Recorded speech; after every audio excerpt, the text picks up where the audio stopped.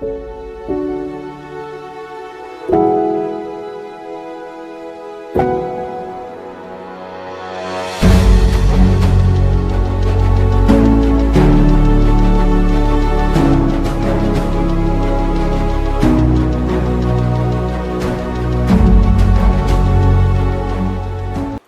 मसीह के पीछे चलने वाला एक व्यक्ति के जीवन में यीशु मसीह जिंदा है उतना नहीं, उससे बढ़कर एक और चीज के ऊपर हमारा भरोसा, एक आशा है। वो ये है, यीशु मसीह जिंदा है इसलिए वो यीशु मसीह मुझे उठाने के लिए, मुझे लेने के लिए दोबारा आने वाला है।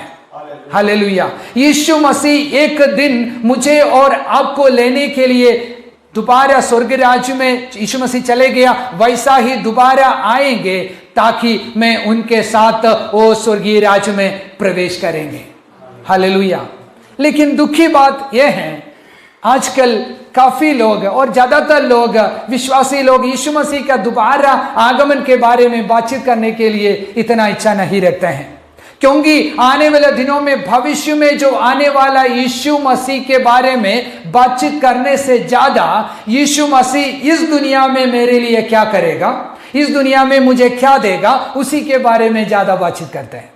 आपको समझ में आ रहा है? और आज मुझे क्या देगा, यीशु मसीह मुझे जो चंगाई देगा, यीशु मसीह मेरा जेब को भर देगा, मेरा बैंक बैलेंस को ज्यादा करेंगे और मुझे अच्छा मकान देंगे। इस तरीके से जो प्रेजेंट सिचुएशन के बारे में ज्यादा लोग बातचीत करते हैं। लेकिन मेरे प्रियो, मैं आज आपको ये बताने के लिए कोशिश करता हूं, सिर्फ हमारे जीवन में आज के जो बारे में अच्छा रखने के लिए नहीं, वो जरूर परमेश्वर करेगा, उससे बढ़कर आने वाले दिनों में यीशु मसीह आपको और मुझको लेने के लिए दोबारा आने वाला है।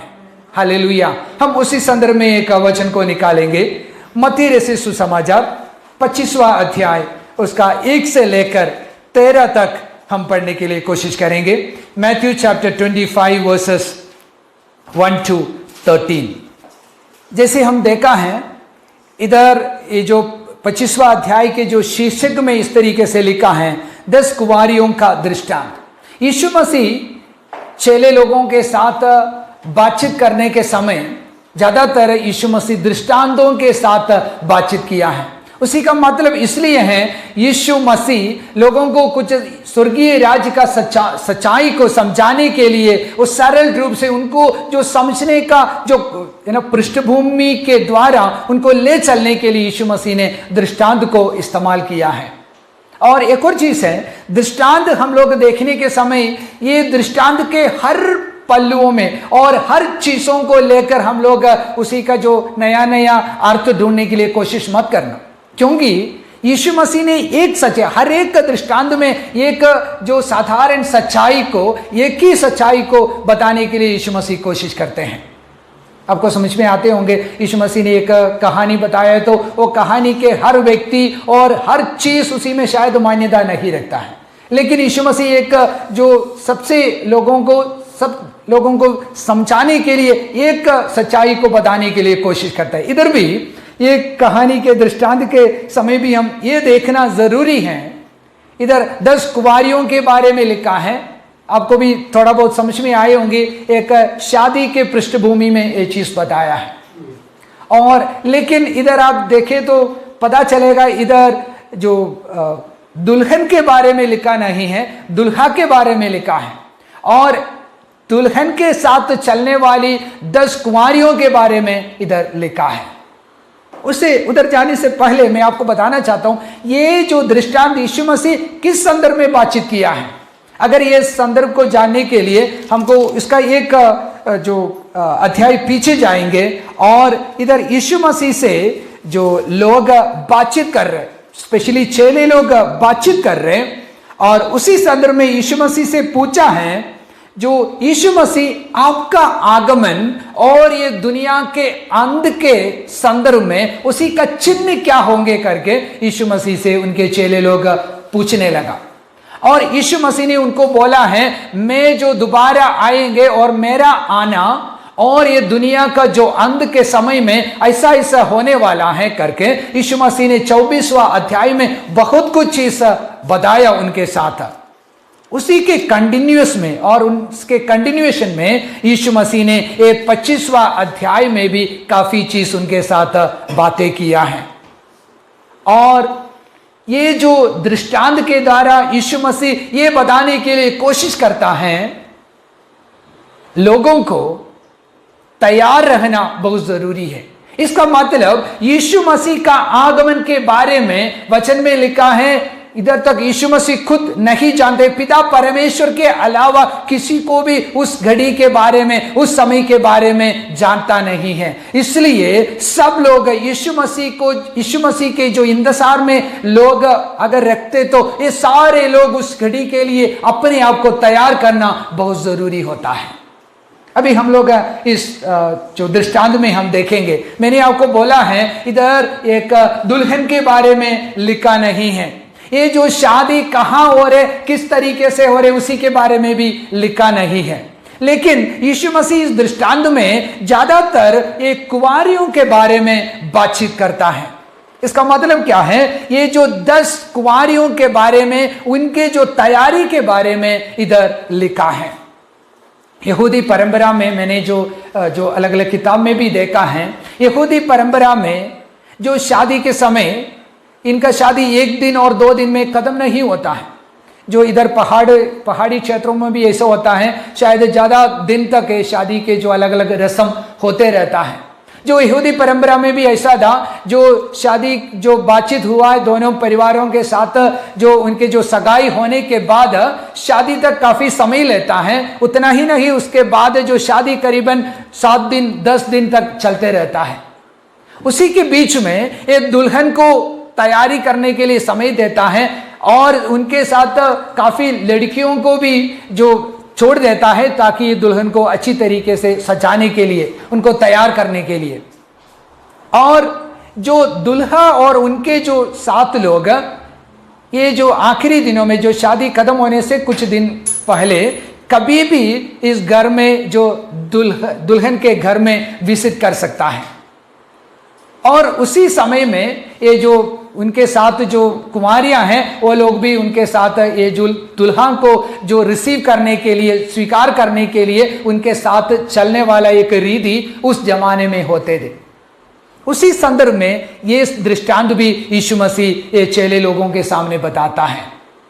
इधर ये 10 लोगों के बारे में लिखा है, उधर ये 10 लोगों के बारे में लिखने के समय सबसे पहले एक चीज बताया है, ये शादी नहीं तो इनका इंतजार कब होते रहता है, ये रात के समय में होता है। शायद अंधेरे के समय में ये लोग इनके लिए, जो दुल्हा के लिए इंतजार कर रहे हैं।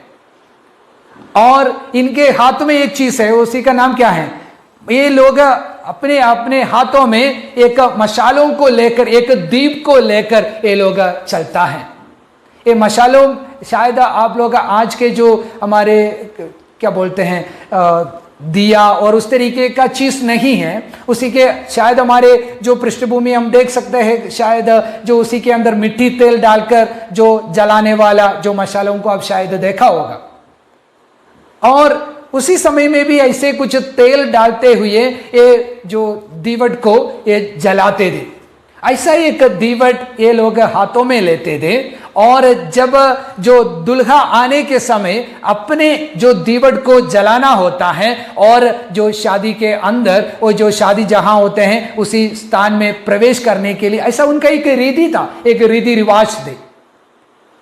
और एक और चीज लिखा है, अगर कोई भी व्यक्ति के हाथ में ये दीवट नहीं होता तो, वो मशाले नहीं होते तो ये उनको जो नीचे मानते थे, उनको बोलते थे ये शादी खराब करने के लिए व्यक्ति आया है। अगर नहीं है तो बोलेगा ये दुल्हा के बारे में, दुल्हन के बारे में ये लोग नीच समझते हैं, इसलिए जो अपना दीवट को लेके नहीं आया। इसका मतलब एक तैयारी को इधर दिखाता है उनके हाथ में जो दीवट को।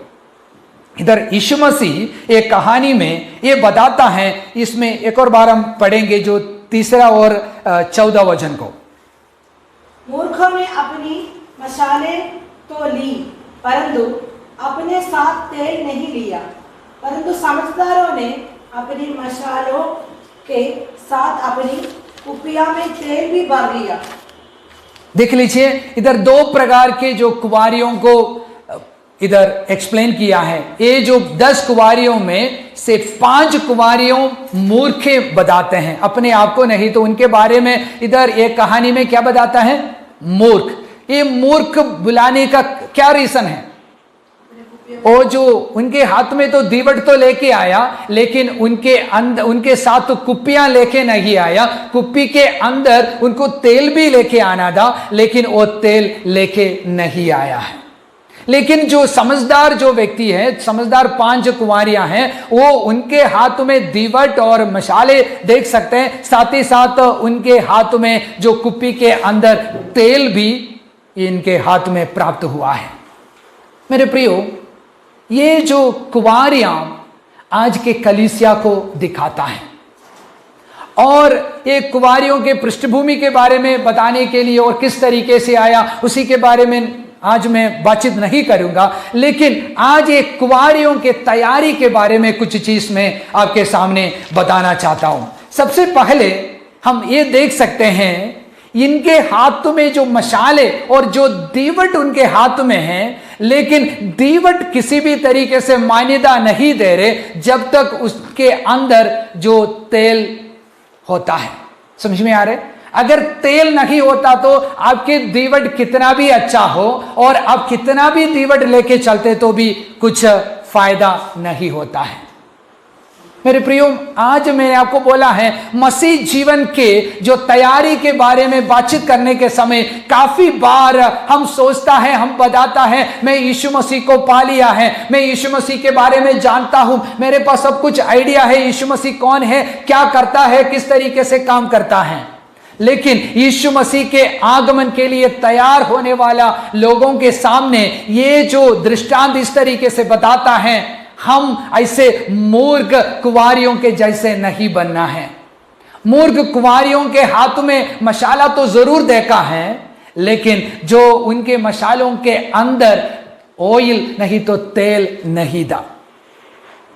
मेरे प्रियो, हम ये देख सकते हैं, आपके जो शारीरिक और बाहरी दिखावट बहुत अच्छा लगता है, देखने के समय बोलता है, ये लिखता है ये विश्वासी है, लगता है ये व्यक्ति चर्च में जाता है ना। ये लोग सोचते होंगे, अगर कोई भी उसी जमाने में अगर एक व्यक्ति जो शादी में आ रहे, उनके हाथ में दीवट देखे तो पता चलेगा ये व्यक्ति तो शादी के लिए तो आ चुका है, इनके हाथ में तो दीवट दिख रहे, इसका मतलब ये तैयारी के साथ आया है। काफी बार ये व्यक्ति को जो मिसअंडरस्टैंड करने का चांस है, ये दीवट देखते हुए लोग बोलेगा अरे व्यक्ति भी शादी के लिए आ चुका है। लेकिन इनका असलियत कब पता चलेगा? उनका जो असली में ये व्यक्ति तैयारी के साथ आया नहीं आया कब पता चलेगा? जो दुल्हा आएंगे, जो शादी का पार्टी शुरू हो जाएंगे, उसी समय दीवट को तो जलाना है। जलाने के समय वो गड़बड़ी में चले, अरे यार मैं तो भूल गया था जो तेल लेके आने के लिए, अरे तो मैंने तो वैसे खरीद के रखा था लेकिन ले आना भूल गया है। इन्हें काफी कारण तो बता सकता है, लेकिन कुछ भी हो ये व्यक्ति का दीवट नहीं जला पाएंगे। समझ में आ रहा है? मेरे प्रियो, हमारे व्यक्तिगत जीवन में एक बार आप देख लीजिए, व्यक्तिगत जीवन किस तरीके से आप आगे दिखाता है। मैंने पहले बोला है, आज के जो पृष्ठभूमि में प्रेजेंट कंडीशन के बारे में, वर्तमान काल में जीने के लिए हम बहुत कुछ बोलता है और आराधना करता है, सब कुछ है हमारे पास, लेकिन हमारे जो जीवन में आगे जब यीशु मसीह का आगमन के समय उनके साथ जाने के लिए हमारे पास कितना तैयारी हम कर चुका है, उसी को हम देखना बहुत जरूरी है। मैंने इसलिए आपको बताना चाहता हूं, हमारे जो बाहरी दिखावट से बढ़कर आपके अंदर जो सच्चाई है, जो पवित्र आत्मा के कार्य हैं, उद्धार का अनुभव को ज्यादा मान्यता देता है। आपका बाहरी दिखावट कितना भी अच्छा हो, उसी में बिल्कुल मान्यता नहीं होता है जब तक आपके आंतरिक जीवन, आपके जो उद्धार का जो अनुभव आपके जीवन में दृढ़ता के साथ नहीं है, सच्चाई के साथ नहीं है, तो आप कितना भी बड़ा व्यक्ति हो, कितना भी बार चर्च जाते हो और कितना भी हालेलुया बोलता है, उसी में मान्यता नहीं होता है। इसलिए आपके जो अंदर ही अंदर जो खास चीज उसी को मान्यता देना बहुत जरूरी है। क्योंकि आपका जीवन का लक्ष्य क्या है? इस दृष्टांत के अनुसार आपको जो उसी शादी में शामिल होना है। यीशु मसीह दोबारा आने के समय उनके यीशु मसीह के साथ मेरा और आपका जो शादी का बातचीत हो रखा है, सगाई तो हो चुका है, अभी शादी होने वाला है। हालेलुया। उसी शादी में शामिल होने के लिए हमारे पास ऐसा एक तैयारी होना बहुत जरूरी है।